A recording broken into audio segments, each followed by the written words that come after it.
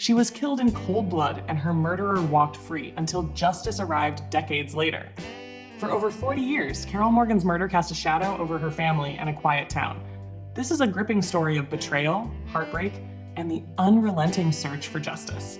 Welcome to X by X Confidential, where we dive deep into the mysteries that time tried to hide. If you love uncovering shocking truths and exploring the most gripping stories, you're in the right place. What drives someone to keep a dark secret for decades? Let us know your thoughts in the comments below. Smash that like button, and don't forget to subscribe and hit the bell so you never miss our next revelation.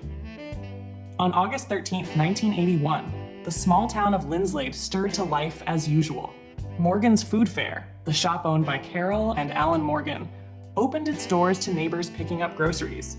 Carol, known for her warm smile and friendly demeanor, greeted customers with her characteristic cheer. No one could have imagined the darkness that would shatter the town's tranquility that day. By evening, everything had changed. Carol Morgan, the heart of the little shop, was found brutally murdered in the storeroom. The police arrived quickly, responding to Alan Morgan's frantic call. Inside the shop, detectives faced a grim scene. Carol's body lay crumpled on the cold concrete floor, evidence of a brutal and deliberate attack. The storeroom was eerily quiet, the fluorescent lights flickering as investigators began their work.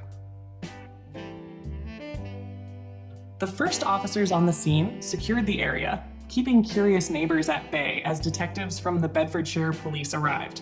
They photographed the storeroom, carefully noting the blood spatter patterns and the position of Carol's body. Every detail was recorded, but something about the scene immediately struck them. It was too clean. There were no signs of forced entry, no overturned shelves, and no clear struggle. It appeared as though the killer had walked in, committed the crime, and left without leaving a trace. Detectives questioned Alan Morgan, who claimed he had been at the cinema with his stepchildren at the time of the murder. His story seemed solid. Ticket stubs confirmed he had attended the film, and witnesses remembered seeing him there. Still, the detectives dug deeper. They asked about his relationship with Carol, their marriage, and any potential tensions. Alan, visibly shaken, denied any issues, insisting he had no idea who could have done such a thing. But there were whispers around town. It didn't take long for investigators to hear about Alan's affair with Margaret Spooner, a younger woman with a bold personality. People said he'd been restless, his marriage to Carol strained.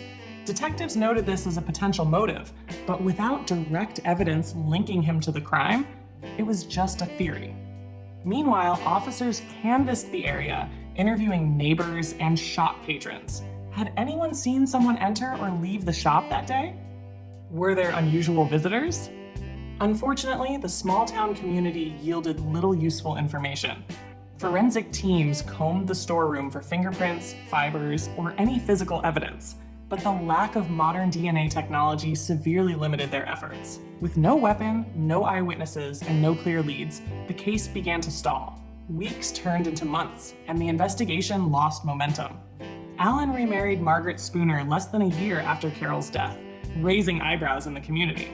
But his alibi remained intact, and the case slipped into the cold files of the Bedfordshire Police, where it sat for nearly 40 years.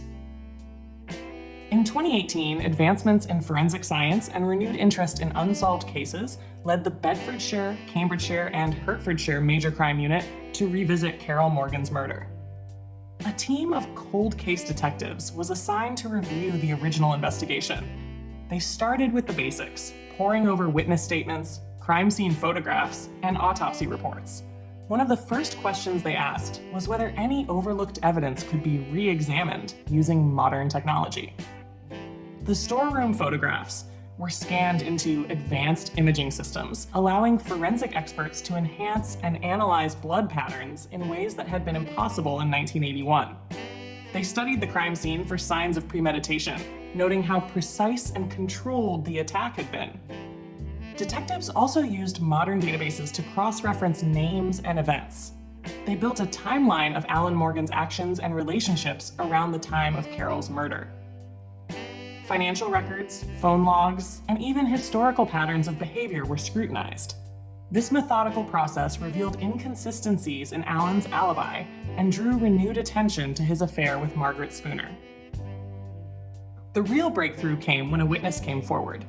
Jane Bunting, a longtime resident of Linslade, approached investigators with a chilling story. Decades earlier, before Carol's death, Alan Morgan had asked her a disturbing question. "Do you know anyone who could help me get rid of my wife?"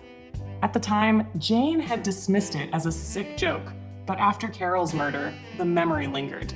For years, she stayed silent, unsure of whether her recollection would make a difference. But with the case reopened, she finally decided to speak up. Jane's testimony became the keystone of the cold case investigation.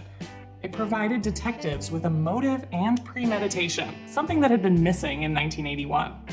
Armed with this information, investigators re-interviewed old witnesses, focusing on Alan's behavior before and after the murder. Small details began to surface: comments he had made, subtle inconsistencies in his alibi, and the rapidity with which he moved on with Margaret Spooner. In July 2023, detectives knocked on Alan Morgan's door. The man who had lived freely for over 4 decades now stood accused of conspiring to murder his wife. As officers placed him in handcuffs, the weight of years of suspicion and unanswered questions finally began to lift for Carol's family and the Linslade community. The trial began in June 2024, drawing national attention. Prosecutors meticulously laid out the case against Alan.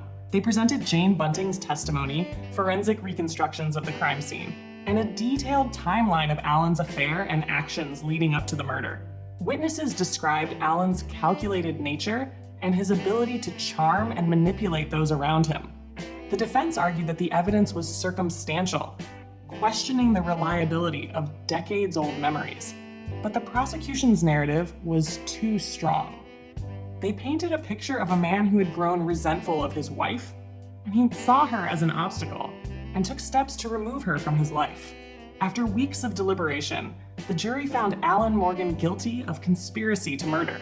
The judge, condemning him as a cold and calculating man, sentenced him to life imprisonment with a minimum of 22 years. Justice at last for Carol Morgan's family, the verdict brought bittersweet closure.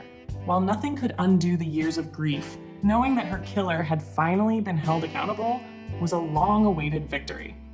For the detectives who worked tirelessly on the cold case, it was a testament to the power of persistence and modern investigative techniques.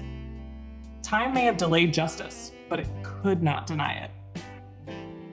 Carol Morgan's story, once a silent entry in a file room, had finally been given its voice.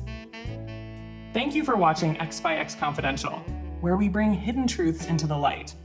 What's your take? Do cold cases like this prove the power of justice, or the persistence of those who never give up? Share your thoughts in the comments below. If this story captivated you, be sure to like the video, subscribe to the channel, and hit the bell icon so you'll never miss our next mystery. Until next time, stay curious and keep uncovering the truth.